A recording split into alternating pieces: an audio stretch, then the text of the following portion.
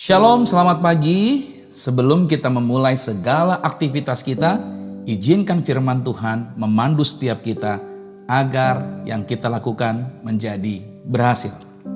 Judul hari ini adalah dari sekedar mampu menjadi ahli. Dari sekedar mampu menjadi ahli. Apakah pernah terlintas di pikiran saudara? Mengapa Yesus pada saat dia bertemu dengan pengemis yang buta, dia tidak memberikan uang kepada pengemis tersebut? Saya berpikir, apa sih susahnya buat Yesus memberikan uang sekedarnya? Bukankah Yesus memiliki cukup banyak uang? Namun ini menjadi alasan Yesus tidak memberikan uang kepada si pengemis. Karena Yesus tahu kemampuan apa yang terpendam di dalam diri si pengemis tersebut. Mungkin kebanyakan orang yang bertemu dengan pengemis buta akan memberikan uang ala kadarnya. Tetapi menurut Yesus, uang bukanlah jalan keluarnya. Uang tidak akan mengubah arah hidup pengemis tersebut. Jadi yang Yesus lakukan adalah menyingkirkan apa yang selama ini menghalangi pengemis itu untuk dapat mengeluarkan kemampuannya.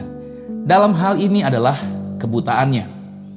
Kalau penghalangnya disingkirkan, maka orang itu tidak harus mengemis lagi dan dapat mengembangkan kemampuan yang dia punya untuk mengubah arah hidupnya. Di dalam Yohanes pada pasal 9 ayat 1-7 ceritanya dikatakan begini. Waktu Yesus sedang lewat, Yesus melihat seorang yang buta sejak lahirnya. Murid-muridnya bertanya kepada Yesus, "Rabi, siapakah yang berbuat dosa? Orang ini sendiri atau orang tuanya sehingga ia dilahirkan buta?" Ayat yang ketiga dikatakan, jawab Yesus, "Bukan dia dan bukan juga orang tuanya." Nah, ini dia nih, jawaban Yesus. Tetapi karena pekerjaan-pekerjaan Allah harus dinyatakan di dalam dia. Oke, itu ya, di dalam dia berarti ada kemampuan yang Tuhan hendak munculkan. Ayat yang keempat, kita harus mengerjakan pekerjaan dia yang mengutus aku selama masih siang. Akan datang malam di mana tidak ada seorang pun yang dapat bekerja. Selama aku di dalam dunia, akulah terang dunia. Setelah Yesus mengatakan semuanya itu, ia meludah ke tanah dan mengaduk ludahnya itu dengan tanah, lalu mengolesnya pada mata orang buta tadi. Dan Yesus berkata kepada orang buta itu, "Pergilah, basuhlah dirimu dalam kolam Siloam." Nah, ini lagi, Siloam artinya yang diutus. Kemudian saya percaya ini maksudnya, Tuhan mengutus orang ini untuk melakukan perkara-perkara yang besar dengan kemampuan yang ada padanya. Dan ayat 7 ini diakhiri dengan kata-kata, "Maka pergilah orang itu, ia membasuh dirinya, lalu kembali dengan matanya sudah melek." Saudara, mari kita pahami satu hal di sini, bahwa tidak ada seorang pun yang lahir dengan keahlian. Gak ada orang yang lahir dengan keahlian.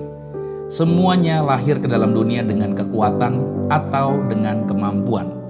Masalahnya adalah tidak semua orang berhasil menemukan kemampuannya selagi mereka hidup. Kemampuan-kemampuan yang belum ditemukan atau digali itu disebut sebuah potensi. Jadi, kemampuan adalah suatu potensi yang sudah dikenali atau digali. Selanjutnya, kemampuan tersebut haruslah terus-menerus diasah, dipertajam, sehingga dikuasai dengan baik. Dan itu disebut sebagai keahlian. Tahukah Anda bahwa orang-orang yang ahli akan dibayar dengan mahal? Hanya orang-orang ahli yang akan menjadi pembicaraan banyak orang dan menjadi terkenal. Dan Alkitab telah memberikan ketetapan bagi orang-orang yang ahli di bidangnya. Amsal 22 ayat 29 berkata, "Pernahkah engkau melihat orang yang cakap dalam pekerjaannya?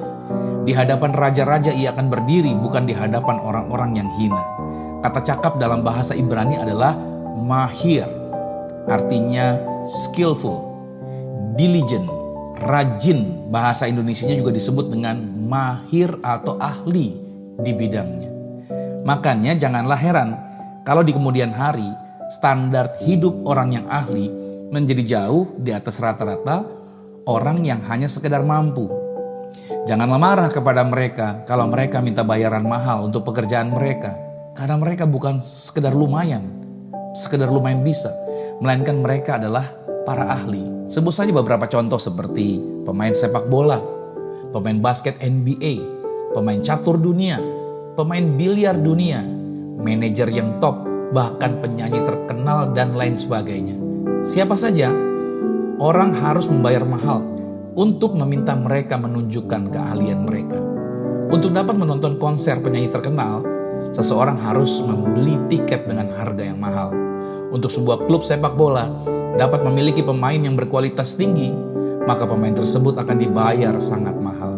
Hal yang sama juga berlaku untuk profesi yang menurut kebanyakan orang sepele, seperti para pemangkas rambut, barista kopi, koki masak, montir kendaraan. Jangan heran kalau kita harus membuat janji beberapa hari bahkan 1 bulan sebelum untuk dapat meminta jasa mereka.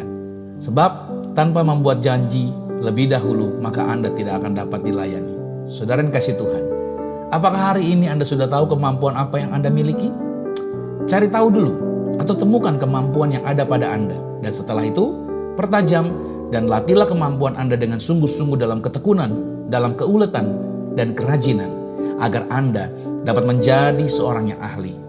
Kalau saja semua orang yang pernah hidup di dunia ini mengembangkan kemampuannya untuk menjadi ahli, maka tentunya keadaan dunia ini akan jauh lebih baik lagi dari sekarang. Nah, masalahnya banyak orang memendam kemampuan yang ada pada mereka, lalu meninggal dunia tanpa berkesempatan untuk menjadi ahli.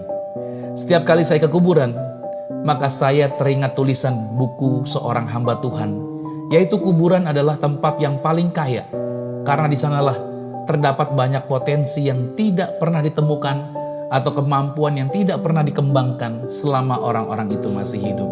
Saya berdoa hidup Anda saat ini menjadi berkualitas karena Anda sibuk menemukan bakat kemampuan dan sibuk melatih kemampuan tersebut untuk menjadi seorang ahli.